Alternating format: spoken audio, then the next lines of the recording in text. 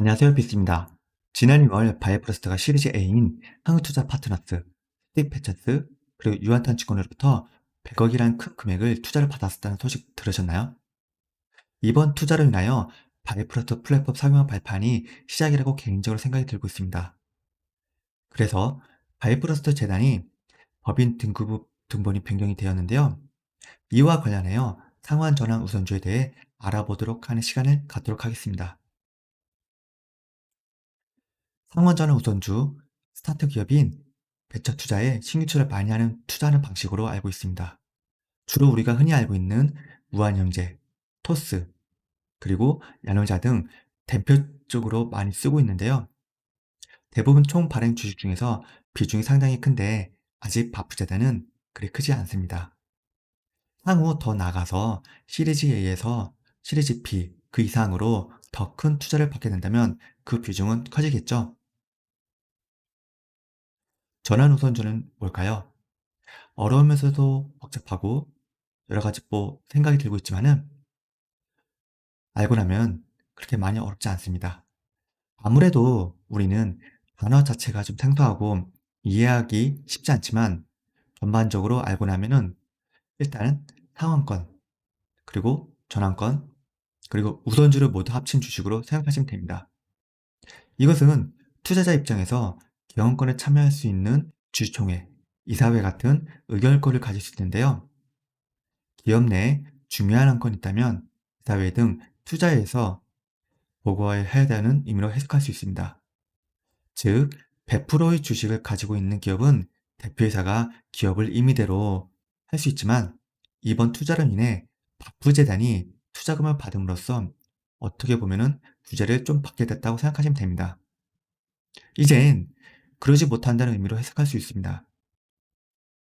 그럼 왜 투자자가 상환전환 우선주 활용해서 투자를 할까요? 만약 갑자기 상환권을 행사하면 회사 이익 범위 내에서 원금과 그리고 상환이자를 지급합니다.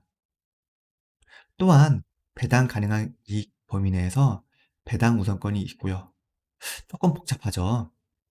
하지만 대부분 투자자는 그 기간 내에 이익이 발생된다면 배당을 받을 권리가 있는 거라고 생각하시면 됩니다. 바프 재단이 이익이 났다면 원금, 그리고 이자, 배당 이렇게 세 가지를 투자자에게 줘야 합니다. 하지만 만약 이익이 안 나게 된다면 원금과 배당 등 전반적으로 받지 못하겠습니다. 그래서 여러분이 판단하시기에도 투자자가 더 유리한 상위권자 같은 느낌이 드시죠? 조금 더 투명하게 기업을 운영할 거라 생각이 들면서도 한편으로는 간섭이 많이 심할 것으로 생각하고 있습니다. 이와 같이 여러분이 바프 투자자로서 걱정해왔던 부분은 조금 해소가 되지 않을까 그런 부분이 들고 있습니다. 이젠 투자자는 투자만 했다고 끝이 아닙니다. 수단과 방법을 동원해서 매출, 즉 수익 구조를 만들기 위해 열심히 노력해야 하며 투자를 하지만 앞서 말씀드린 것처럼 투자자는 그 리스크를 안고 돈과 시간을 투자한 만큼 아까 말씀드린 원금, 이자, 그리고 배당 등 최대한 투자한 그 이상을 이익을 내야 됩니다. 하지만 지금 바이오플러스 차트를 보면 가격이 말해주듯이 우리가 알고 있는 사업 초기 프라이빗 10억 개의 수량과 절대 무시 못하고 있는 시점입니다. 자, 그럼 투자자는 언제 주주가 될까요? 납입한 순간 주주라고 생각이 드실 텐데요. 투자자는 투자금을 기업 및 재단에서 납입한 다음 날로부터 주주가 됩니다. 대부분의 스타트 기업이 이런 전환 상환 우선 주식으로 이루어지며 투자를 받았다는 자체만으로도 어마무시한 성과라고 보고 있습니다. 투자자도 주주인 만큼 투자자가 그냥 투자한 게 아니란 건 확실합니다. 여기서 잠깐만요. 중요한 사항이 있습니다. 투자금은 어디에 사용되며 얼마나 버틸 수 있을까요? 2022년 한 해 연간 고정적으로 생각을 해서 보수적으로 좀 제가 예상을 좀 해봤는데요. 그 예상 결과 연간 27억 정도 비용이 소모되며 그 금액은 팩트 근거로 하여 급여, 그리고 임차료 등 관련 자료를 보고 비용 예상을 추정해 봤습니다. 이와 관련해서는 다음 시간에 영상에서 자세히 말씀드리도록 하겠습니다. 또한 다시 한번 바퍼코인 소각 이슈도 내년 상반기 때 한 번 더 진행되지 않을까 조심스럽게 기대하면서 바라고 있습니다. 작년 10월 영상에서 말씀드린 소각에 대해 언급을 드렸는데요. 주식으로 보면 보유 주식 부상 소각만으로 재단이 이익을 포기하여 전반적으로 주주에게 관련된 이득을 준다고 생각하시면 됩니다. 이는 좋은 호재이면서 재단이 의지로 주주의 마음을 얻는 거죠. 다시 본론으로 돌아가겠습니다. 그럼 왜 재단은 왜 이런 불리한 조건에 상환전환 우선주를 투자받을까요? 이제 바이프러스트 5년차 접어들었습니다. 스타트 기업인 10곳 중에서 살아남을 확률이 거의 10에서 20%라고 합니다.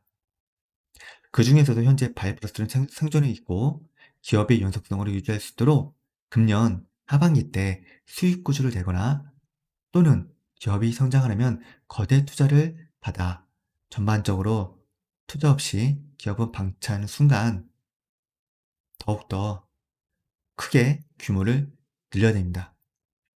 여러분 생각해 보십시오. 만약 거대한 투자를 받았다고 하면은 더욱더 유망한 개발자를 대거 영입을 해서 바이오프로스트 더 확장할 수 있는 계기가 되지 않을까요?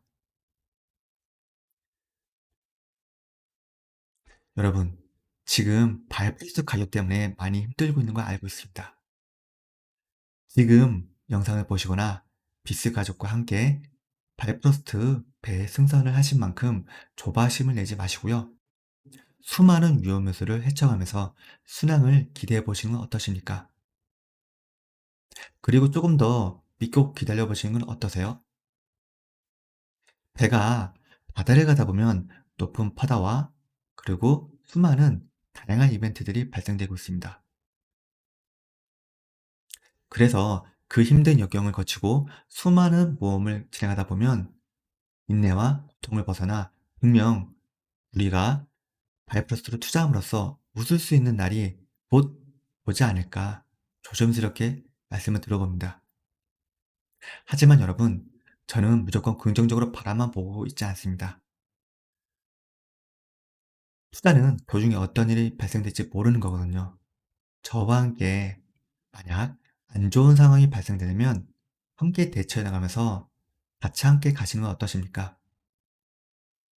마지막으로 여러분께 드릴 말씀이 있습니다. 비스와 바이프러스트 전반적으로 여러 가지 의견이 있지만은 본인 자신을 믿으면서 직접 바이프러스트 관련된 정보를 눈으로 보고 그리고 후회 없는 판단을 하시는 의미로 마지막으로 인사드립니다.